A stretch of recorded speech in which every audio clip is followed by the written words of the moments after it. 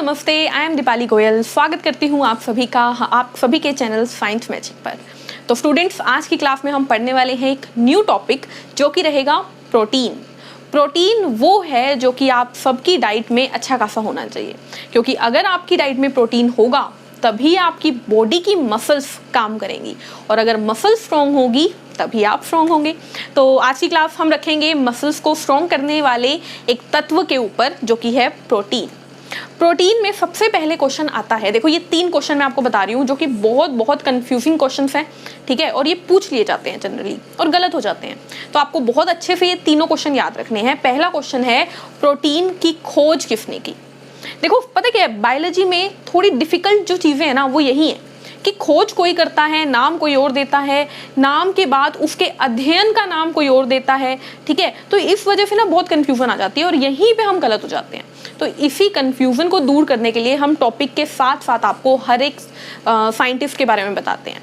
तो सबसे पहले आता है खोज किसने की, यानी कि प्रोटीन को खोजा किसने बताया कि हमारे खाने में प्रोटीन मौजूद होता है। तो आपको याद रखना है, प्रोटीन की खोज की थी एक साइंटिस्ट जिसका नाम था मूलर ने, ठीक है। इसको लगता है मूली बहुत पसंद थी तो इसने खुद का नाम, इसके पेरेंट्स को मूली बहुत पसंद थी तो इसके पेरेंट्स ने इसका नाम मूलर रख दिया। थोड़े साइंटिस्ट का बड़ा अजीब नाम होता है। उसके बाद आता है, देखिए प्रोटीन को नाम किसने दिया।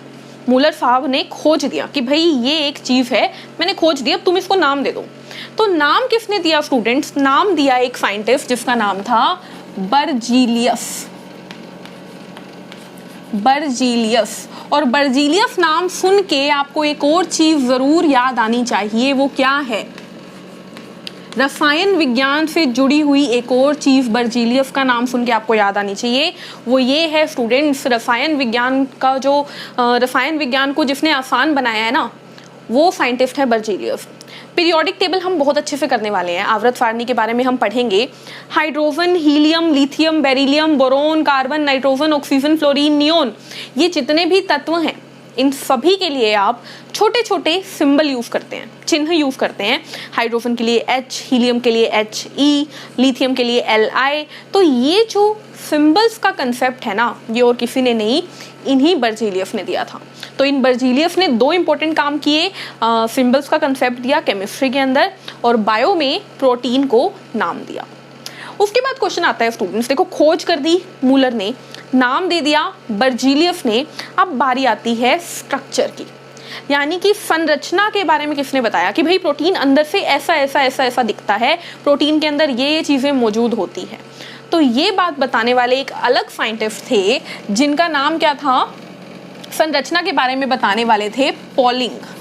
कौन थे, पॉलिंग नाम के साइंटिस्ट ने प्रोटीन की संरचना के बारे में बताया। अब संरचना का डिस्कस कर लेते हैं, यानी प्रोटीन किस से मिलकर बनता है। तो याद है कार्बोहाइड्रेट मिलकर बनते थे, कार्बन, हाइड्रोजन, ऑक्सीजन से। तो प्रोटीन मिलकर बनता है स्टूडेंट्स, देखो कार्बन है, हाइड्रोजन है, ऑक्सीजन है, और खास क्या है, खास है नाइट्रोजन। प्रोटीन जो होता है उसके अंदर नाइट्रोजन होता है अच्छी खासी अमाउंट में, ठीक है। तो आपको याद रखना है प्रोटीन किससे मिलकर बनता है, कार्बन, हाइड्रोजन, ऑक्सीजन, नाइट्रोजन। अब एक और चीज मैं आपको बताने वाली हूँ, थोड़ी सी कंफ्यूजिंग आपको लगेगी, लेकिन अगली ही 2 मिनट में सब क्लियर हो जाएगा।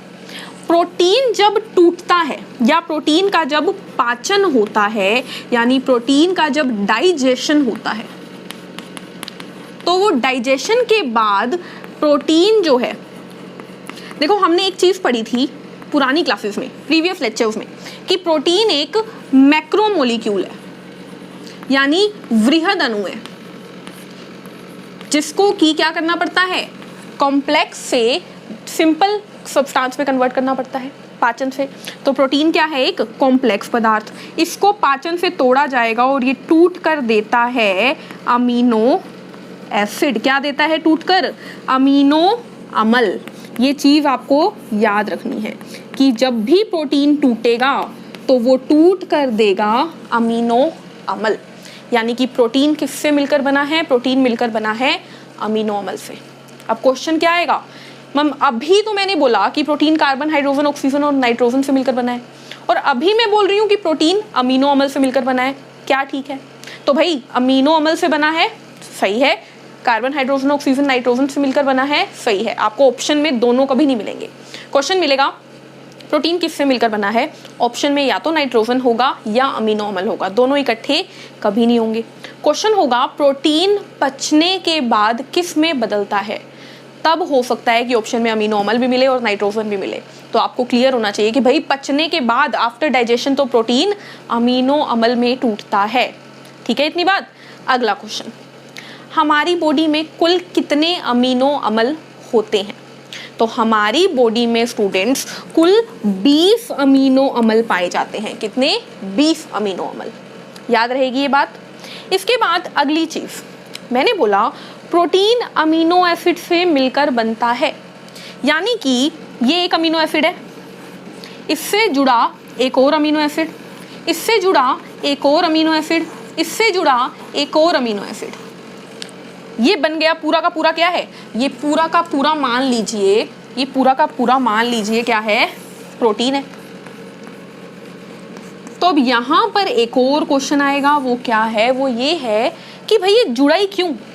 इनके बीच में ये क्या है जो इन दोनों को जोड़ रहा है?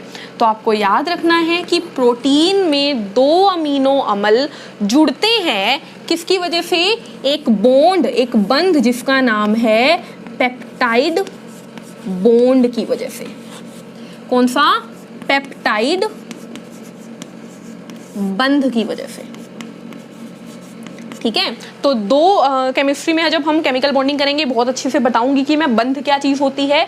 2 चीजों को जो जोड़ रहा है, 2 अमीनो अम्ल को जो जोड़ रहा है ताकि वो मिलकर प्रोटीन बनाए, वो क्या है? वो है पेप्टाइड बंध। क्लियर है इतनी बात? तो मैंने आपको क्या बताया? मैंने आपको बताया कि प्रोटीन जो होता है उसकी खोज मुलर ने की। नाम किसने दिया? नाम दिया हमें बर्जीलियस ने। उसके स्ट्रक्चर के बारे में बताया पॉलिंग ने।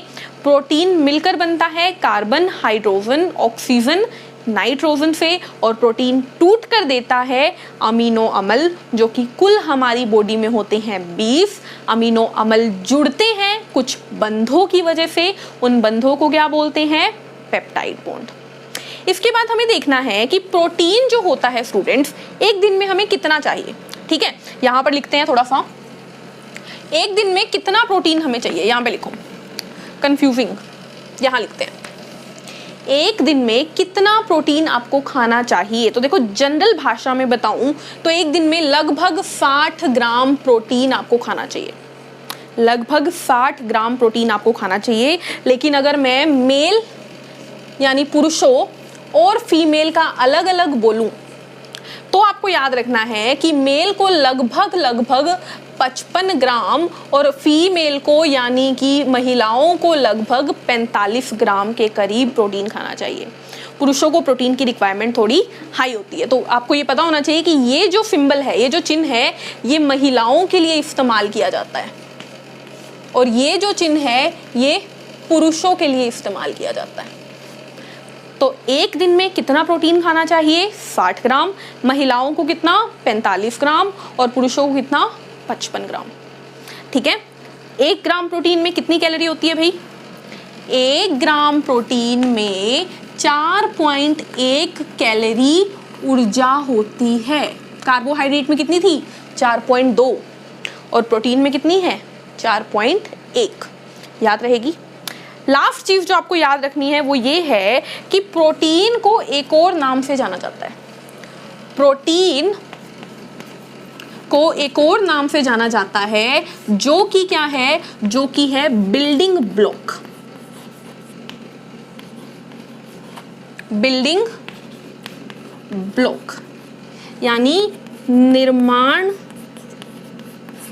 ग्रह, निर्माण कक्ष भी बोल सकते हैं इसको। ठीक है, क्या बोल सकते हैं? निर्माण कक्ष। तो प्रोटीन क्या है स्टूडेंट? निर्माण कक्ष है। क्यों? क्योंकि प्रोटीन क्या है? देखो हमने देखा कार्बोहाइड्रेट, कार्बोहाइड्रेट हमारी बॉडी को ऊर्जा देते हैं। प्रोटीन हमारी बॉडी की मसल्स को बनाते हैं, यानी कि हमारी बॉडी का निर्माण कर रहे हैं कौन? प्रोटीन। इसलिए प्रोटीन को बोला जाता है बिल्डिंग ब्लॉक। इस बात को स्टार मार्क कर लीजिए। अच्छा, साथ ही साथ अगर मैं आपसे क्वेश्चन पूछूं कि प्रोटीन का बिल्डिंग ब्लॉक कौन है? देखो प्रोटीन हमारी बॉडी का बिल्डिंग ब्लॉक है। हमारी बॉडी का बिल्डिंग ब्लॉक कौन है? प्रोटीन। प्रोटीन का बिल्डिंग ब्लॉक कौन है? तो प्रोटीन किससे मिलकर बना है? अमीनो अम्ल से। तो अमीनो अम्ल क्या है? प्रोटीन का बिल्डिंग ब्लॉक। क्लियर है इतनी बात? तो आज की क्लास में हमने क्या क्या डिस्कस किया स्टूडेंट्स? हमने प्रोटीन्स की कुछ छोटी छोटी बातों को डिस्कस किया कि प्रोटीन की खोज, नाम, स्ट्रक्चर किसने दिया, प्रोटीन किससे मिलकर बनता है, प्रोटीन को और क्या कहा जाता है, कितना प्रोटीन खाना चाहिए, ठीक है, ये सब हमने डिस्कस किया। अब हमारे पास प्रोटीन के बारे में डिस्कस करने के लिए दो चीज़ें रहती हैं। पहली कि अलग अलग प्रकार के प्रोटीन, ठीक है, कि मतलब प्रोटीन कितने टाइप्स के हैं। देखो प्रोटीन बहुत सारे हैं, बहुत सारे, लेकिन आपको सारे याद नहीं करने हैं, कुछ लिमिटेड याद करने हैं, वो मैं आपको नेक्स्ट वीडियो में बताऊंगी। और एक और चीज़ रहती है, वो ये है कि प्रोटीन की कमी से क्या बीमारियां होती हैं। दो बीमारियां बहुत इंपॉर्टेंट, उसके लिए एक छोटी सी वीडियो आपको अलग से मिलेगी। तो आज की क्लास में बस इतना ही, मिलते हैं नेक्स्ट वीडियो में। तब तक के लिए चैनल को लाइक कीजिए, शेयर कीजिए, सब्सक्राइब कीजिए। Take care, thank you, bye bye.